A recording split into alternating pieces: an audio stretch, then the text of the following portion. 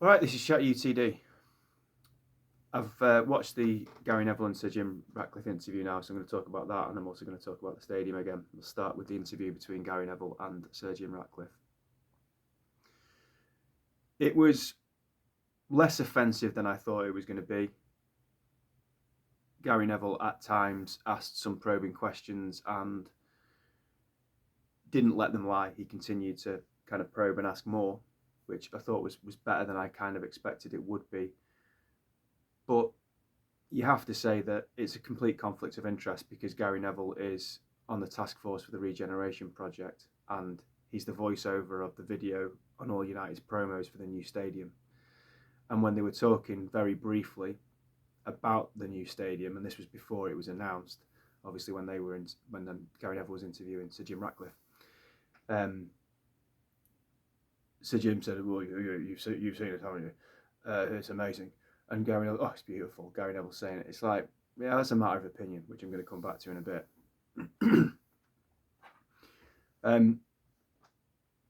For Sir Jim's part, at times he sounds like he's talking common sense. He seemed like quite a relatable person, and that he talks common sense. But there's just gaping holes in what he says and absolute whopping contradictions. And the elephant in the room, which is the debt. And the increased debt, obviously, that's going to be put on the club regarding the stadium is never properly addressed. It's flirted around, it's skirted around, should I say, but never really properly addressed. And then, obviously, the other one I'd like to know more about is, are you going to take more of a stake in the club? Are you intending at any point to buy the club? I know the answer to that is no, but I'd have liked to have seen him backed into a corner and have to answer that question. But all the questions were vetoed, that's quite clear.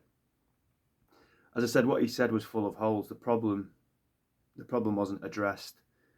There was elephants in the room. So Jim talked about saving money by cutting staff lunches and obviously the charitable donation to the ex-players group. And he said, we can't just go after the big things. We've got to go after the small things as well. We've got a cost cut because the volume of spending has been ridiculous and unsustainable. Okay, yeah. He also says that it's the fans' money. It's not fair to spend the fans' money on lunches. He said, I've never had a free lunch. Most companies don't provide free lunches. Don't provide them for the players then, first and foremost. Don't have an elitist mentality where the players get lunch but the peasants don't. And also, talking about the fans paying for lunches, I'm pretty sure the fans are more concerned that they're paying upwards of £35-40 million a year in interest on the Glazer debt, which has crippled the club, and the fans are paying for that. That's probably more of an issue, I'd say, Sir Jim. And you haven't mentioned that. It's lunacy to be paying that amount of money per year on nothing. And you can talk about saving money and cutting costs, but that's the elephant in the room. We're paying, he said £35 million a year. It's been more than that on debt interest repayments. I'm pretty sure the fans would rather pay for lunches for the staff than they would to service the Glazers' debt. And all of those things that you're saving money on that he mentioned in the interview are absolute small fry compared to that per year being taken out of the club, and obviously the issues that go with having such a big debt anyway. And it's never really properly addressed in that interview. He mentioned that change is uncomfortable. I know what he means, and I'm not going to be facetious. He means obviously the cuts and the redundancies and some of the tough decisions that they've had to make. I know that that's what he means. But you've got to consider that when they came in, we'd had 18 and a half, 19 years of Glazer ownership. And for 10 of those years, since Fergie retired, it's been terrible. So what a new element of ownership, which is what they are, should do is breathe life and fresh hope into it. And they're going to have to make changes that are uncomfortable, but you also give as I say, give life, give vitality, give something that makes you think there's some optimism, some hope. And they've not done that.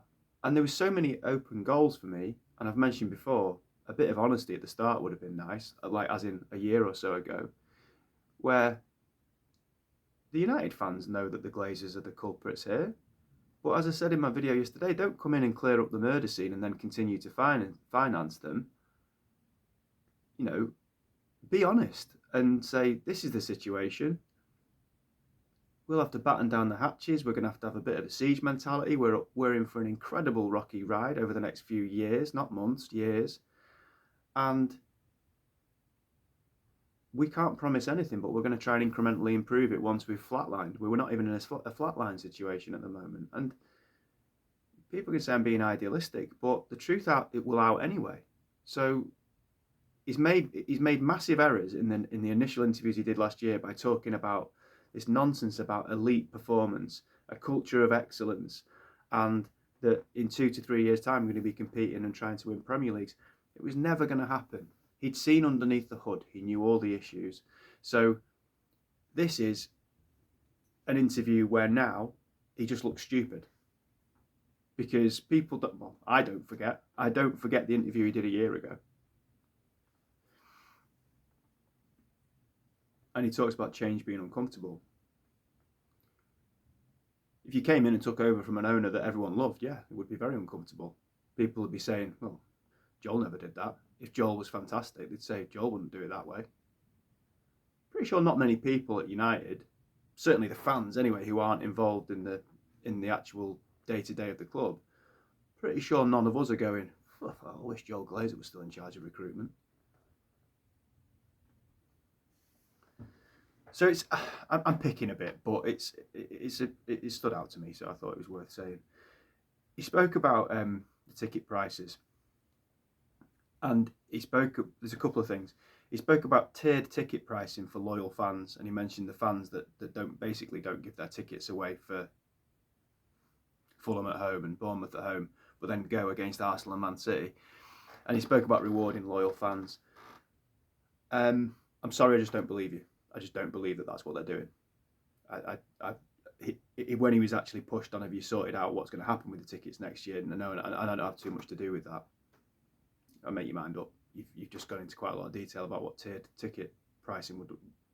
Well, you've hinted at tiered ticket pricing, but then you don't have much to do with it. So again, it's a contradiction. He also spoke about the concessions for OAPs and youngsters being taken away. He said that was a very specific thing for did he say 500 tickets, where it was an isolated incident where 500 tickets were returned to the club, the majority of which were concessionary tickets, and they charged them at full price. So what? That was just a one-off then. But I'm not having that. I just don't think that's true. I might have misunderstood that, and I'm open to that possibly being the case. At the end of the interview, or near the end, referring to becoming debt-free, because Gary Neville, in fairness to him, did mention, he said we were a debt-free club 20 years ago. And he did push him a bit on the Glazers as well. But on the debt-free thing, Sir Jim Ratcliffe said, and we'll get back there, like everything that he said a year ago, and like he said in this interview, and like he's hinted at in between times without being explicit and having a camera in his face and saying things explicitly to people, everything he says sounds really good. But the big question that he is unable to answer, like we'll get back to being debt-free, in the face of mounting evidence that that's not true, is how? How are you going to do that? And I'm not being facetious, I'm not being condescending, I'm not trying to look for problems. I know, as a layman, roughly that we're in big financial trouble. We're £1 billion in debt.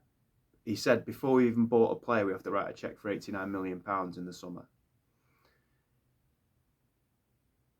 We have to pay tens of millions of pounds a year to service that debt, and we've just committed to a stadium which is going to cost £2 billion whilst we're £1 billion in debt, and have a very poor team, and revenue streams that normally would go up and up and up are going to go down and down and down. Sponsorships are probably going to be affected by performance on the pitch. We have players on astronomical wages who we can't get rid of because no one else wants to take them. We're going to probably have to take financial hits on players if we want to get rid of them to give Amrin what he wants. This whole situation is a complete mess. But the big thing is we're £1 billion in debt and we've just committed to a £2 billion stadium. How are we going to become debt free again? And how long is that going to take? Because the Glazers have been here for 20 years. Even if everything goes swimmingly with the stadium, you're talking at least another 20 years before we're debt free. So that means for 40 years, United will have been hampered by debt. 40 years in the history of a football club. So to give context, that's Munich happened in 1958. That's like from Munich until we won the treble pretty much in 1999. It's 41 years. That's that chunk of history. Look how much the world changed in that time. Look how much football changed in that time, and how many eras and different generations have come through. And we rebuilt the club. We won it in 68. We went on a decline. We got relegated. We got back. We were a cup team. Ferguson came in. It looked like he was going to get sacked. Then he started winning leagues. Then we won the treble.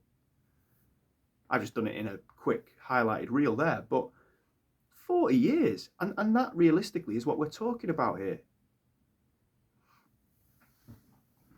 Moving on from the interview, but I'll keep linking back to it, I think. I'm aware that in my videos, especially when I talk about the more holistic picture at the club, I talk a lot about what I think should and shouldn't happen, or if this would have happened, or if we could do this. It's coulda, woulda, shouldas a lot of the time, because I think the bigger picture of the club is important. It's important to call out hypocrisies and think about what's best for the club and highlight things that needs to change. But when big things like the stadium announcement happened yesterday and the Sir Jim Ratcliffe interview and the fact it's obvious the Glazers now book their ticket for the next 25 years as owners, when that happens, it makes me realise the shoulda, woulda, coulda, as interesting as it is for me to talk about it, and I think it's very important to kind of get it out there, it doesn't change anything. And I can wish things to be so, but they're not going to be so, and they're not going to be while the Glazers are here. And it just makes me feel really defeated. As I said, they will be in charge for the next 25 years, having secured the stadium thing, the announcement with the stadium yesterday, because they're only here to make money, and they're not going to make any money for the next 10 years probably, whilst this stadium's in the works, and they're going to be paying money back on the stadium. They might have other ways, innovative ways of creating funds for it, but they're not going to start earning real proper money for another 10 to 15 years, and then they're going to want to properly cream it. So that's, unless they cash out as the stadium's about to be built because someone will give them 8 or 9 billion, which I guess you could speculate could happen, but they're not going to put up with all this austerity and not being able to take dividends and not really taking much money out of the club for then someone else to take the profits from it. They could have taken 5 billion, 6 billion in 2023. So it's Armageddon for the football club. It's not going to change. The resistance isn't enough. There's a lot of people in the fan base that want it to be different. There's tens of thousands of fans who would probably be prepared to act and to try and make a difference, but we need more. We still need that figurehead. The resistance isn't enough, and there's too many fans, because I think the fan base has changed obviously as time's gone by. There's too many fans who are very accepting of all this and see it as a good thing, and each to their own. But the new stadium, to me, I can see why people would like it, but there's two big factors as to why it shouldn't happen. One, it secures the Glazers as our owners for the next 25 years, which is the death knell of the club. And two, it tears away the heart of the club, which is Old Trafford, and that's more maybe of a debatable thing, perhaps, that second one, but that's the way I feel personally. And I suppose I could add a third thing in there that we can't go back, but the only reason it's happening in the first place is is symbolic of the neglect that the Glazers have subjected us to, because the stadium has been left for 20 years to go into a state of close to disrepair, and now we need to knock it down. There's no need for United to have knocked it down. Again, it's a needless thing that has happened because of the Glazers. And I find myself thinking, well, Arsenal have to change their stadium, and you know, they're still Arsenal. They still have their identity. They're still, you know, I'm sure their fans still enjoy supporting Arsenal, Tottenham, City, whatever. City's more like when Middlesbrough and Sunderland did it. City, as I've always said, are a piece of shit under our shoe. So I don't really compare it to them. They've got no history anyway. But Arsenal are a big club, and they moved stadiums. But Arsenal moved stadiums not because the ground was left to rot, but for other reasons. And that then it's sure it's heartbreaking when you leave somewhere you love. But it's more palatable because you know that the reason isn't because someone has neglected it for so long. Old Trafford, it shouldn't. I guess I'm getting caught into that trap again. It shouldn't be this way. And that's very, very difficult to let go of.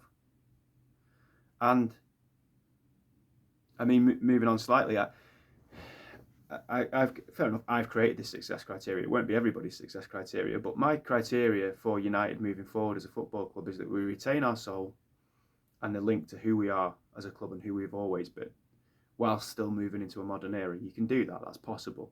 That's criteria 1. Criteria 2, be competitive on the football pitch. Criteria 3, have a varied social demographic of people that can go to the game and afford to go and watch the team week in, week out. And none of those 3 criteria, in my opinion, are going to be met by this ownership model. That criteria might be completely irrelevant to other people. And if it is, fine. But to me, that's what my club should represent. This ownership goes completely against the morals and the values of what the club should stand for. It's ripped the heart out of that link between local people that work there, the local charity that we used to fund, the Man United Foundation, which has always been something to be extremely proud of, is going to get less and less money. As I've said in other videos, Jim Ratcliffe has come in and taken the Manchester out of Manchester United, not put it back in.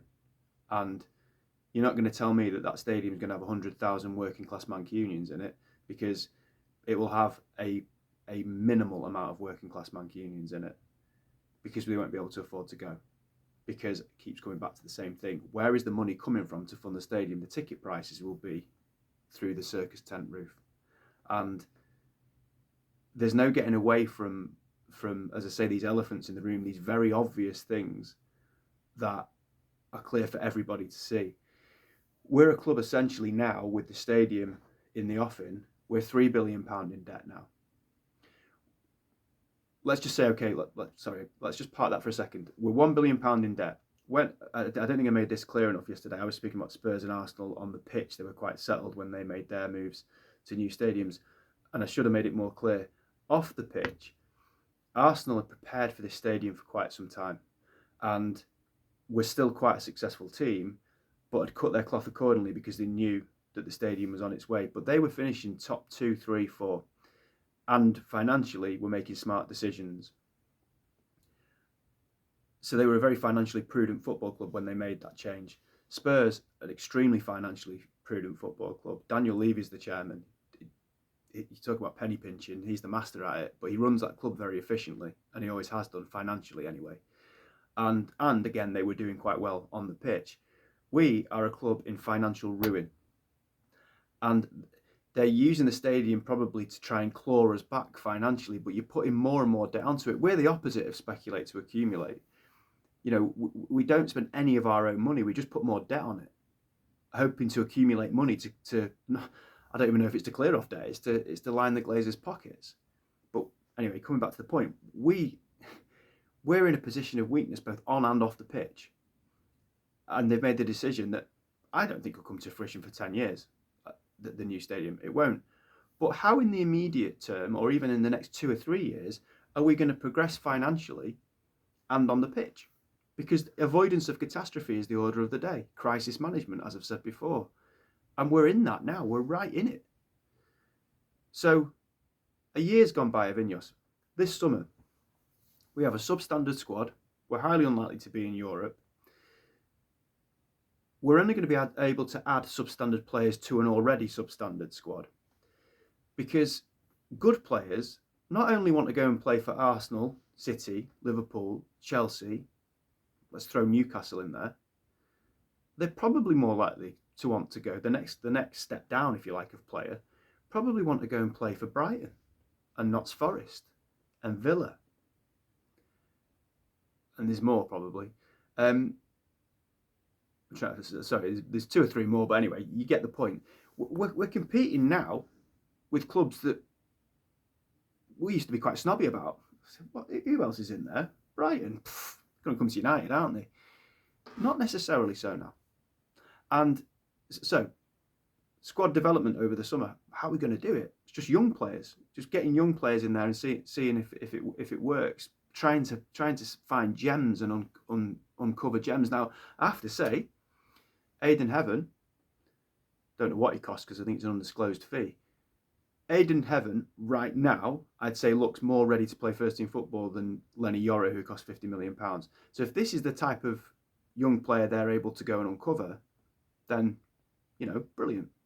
Could be quite an exciting few years in terms of seeing young players develop. But can you build a team that's going to finish quite high up in the league with that as the way to do it? I'm not sure. It'd be better for us fans.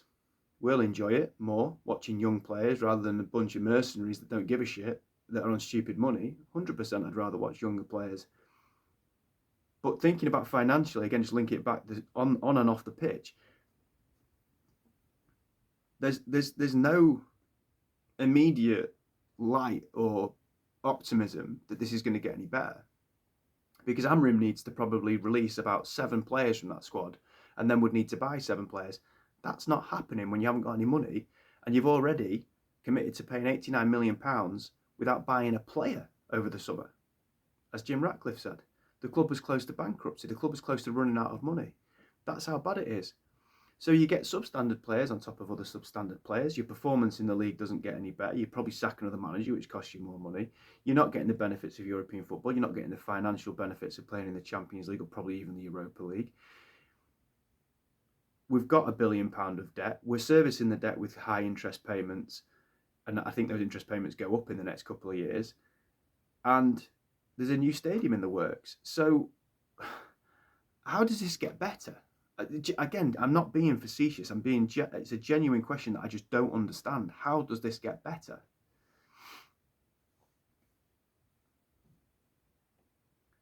We are essentially £3 billion in debt now. Just on the stadium, I mean, I've seen the images of it, and this is very much a personal thing. I think it looks hideous.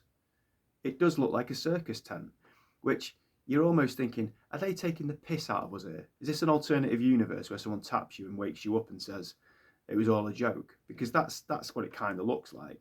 Remember when Ed Woodward was here and people used to say, is he a fucking Liverpool fan? And he's just there. Is it sabotage? Man United, run like a circus, has a stadium that looks like a fucking circus tent. You couldn't get any more bizarre than that. It's like, have you got any awareness of what this appears like? Gary Neville, who's supposed to be a man of the people, is like, oh yes, it's beautiful. In this moment in time, it's like, in this moment in time, we're a fucking joke, and it's a parody of itself. The club's a parody of itself. I'm going to come back to Gary Neville and Ferguson in a minute. I'm going to round up on that. But the stadium, as I mentioned in my short earlier on, the stadium is a symbol of everything Glazer. If there's a Glazer option or there's another option, the club will always take the Glazer option, and the Glazer option will always be the one, for me personally as a fan, that I find myself having to compromise on. They never take the option in any situation that I go, yeah, that's what I would have done. That's what I think is best for the club. They never do it. And the only reason they ever make decisions is to line their own pockets at the detriment of the club, most of the time. For anybody that thinks this is going to benefit Manchester United, I don't think it will, but if it does, it's going to be a long, long time from now. You can talk about secure in the future, but what type of fans are going to be able to afford to go? What's going to happen in between times? What financial state are we going to be in? What's the squad going to look like? Because we're going to have to take away money from that should be going to the squad to go to the stadium.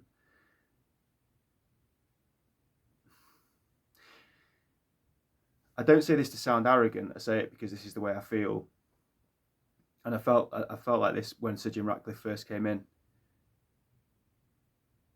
You can try and adjust to something, but for me, I know that this means 25 more years of the Glazers, and I know that means that we're not going to be competitive on the football pitch, or retain our soul, or have normal fans that can afford to go to the games. I know that in that respect, the club's finished. It's not a guess or a projection. It's just the way it's going to be. Like I knew when Sir Jim Ratcliffe came in, that wasn't the best thing for Man United, and I find myself compromising and going, oh well, you have to obviously hope that it can be different and hope that something miraculous happens. But there's so much mounting common sense evidence that says this just doesn't work. It never has been able to work, and it's never gonna work. So yeah, there probably will be a massive, great 100,000 seater stadium that looks like a sack of shit that fans with absolutely tons of coin can go and enjoy. Yeah, that'll happen. But what about my club? What about the club that I love?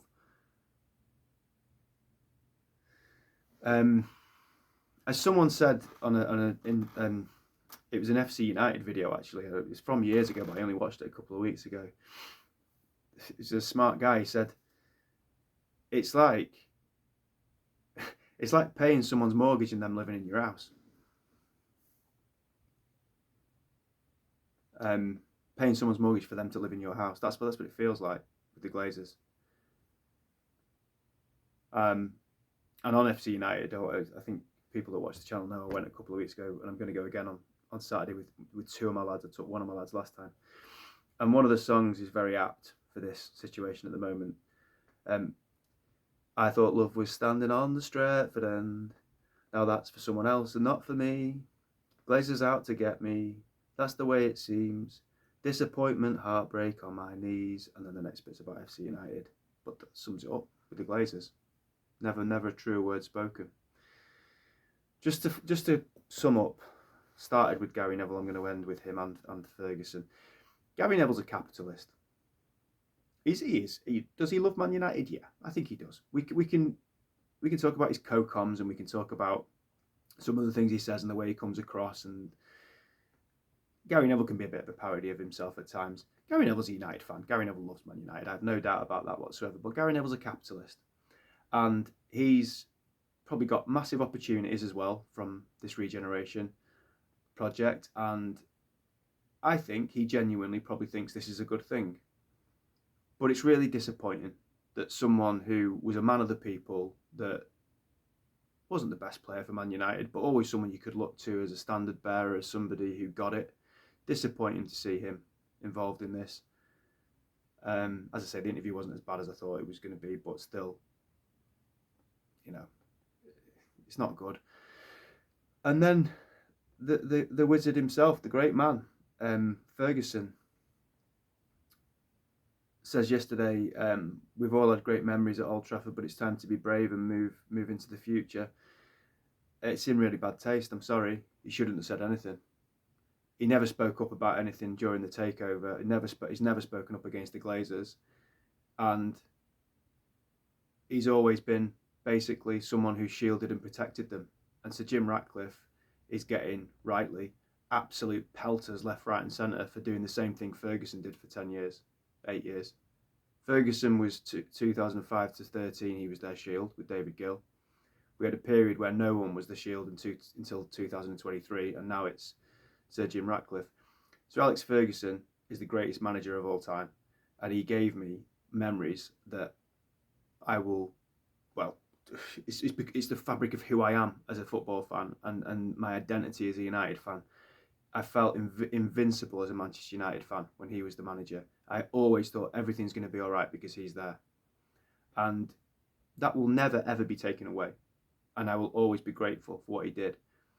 But his legacy is tainted because of his link to the Glazers and his support of them, and his lack of doing the right thing for the football club, because the Glazers have never been and will never be the right thing for the football club, and he has always and will continue to support them, and that is unforgivable.